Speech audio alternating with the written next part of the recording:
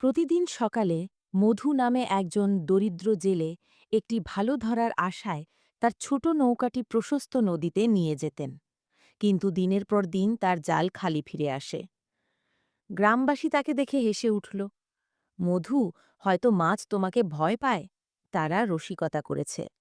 তবুও মধু হাসল আর হাল ছাড়ল না। একদিন আকাশ অন্ধকার হয়ে গেল এবং একটি ঝড় এলো।